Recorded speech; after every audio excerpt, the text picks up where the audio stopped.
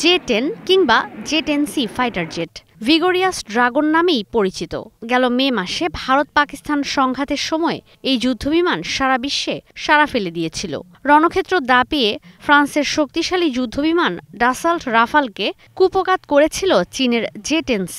বিশ্বের বিভিন্ন দেশের প্রতিরক্ষা ব্যবস্থায় তখন থেকেই এই বিমানের চাহিদা ব্যাপক। এবার বাংলাদেশের প্রতিরক্ষা খাতে যুক্ত হচ্ছে চীনের জে-10C।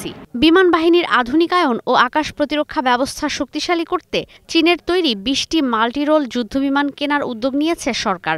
২০২৭ সাল নাগাদ এই এয়ারক্রাফট কেনা, বৈমানিকদের প্রশিক্ষণ ও অন্যান্য খরচসহ ব্যয় হবে $২২০ কোটি।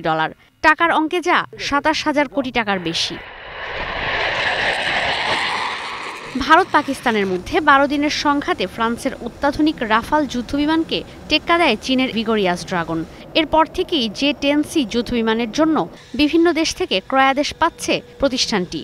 চেংদু এয়ারক্রাফট ইন্ডাস্ট্রি গ্রুপ জানিয়েছে, আন্তর্জাতিক বাজারে এই বিমানের দাম পড়বে আনুমানিক $৫০ মিলিয়ন।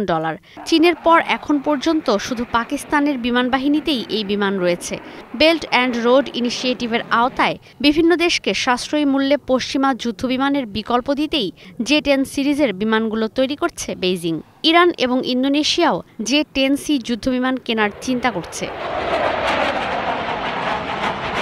প্রতিরক্ষা খাতকে শক্তিশালী করতে ফ্রান্সের ডাসাল্ট রাফাল, যুক্তরাষ্ট্রের লকহেড মার্টিনের অত্যাধুনিক F-16 ফাইটিং ফ্যালকন, লকহেড মার্টিনের F-35 লাইটনিং II, একই প্রতিষ্ঠানের বোয়িং F-22 র্যাপটর সবচেয়ে বেশি জনপ্রিয়। কিন্তু বিশ্বের অস্ত্রের বাজারের একচ্ছত্র আধিপত্যের জোয়ারে এখন ভাটা আনার চেষ্টায় চীনের আকাশযান ও প্রতিরক্ষা পণ্য নির্মাতা প্রতিষ্ঠানগুলো।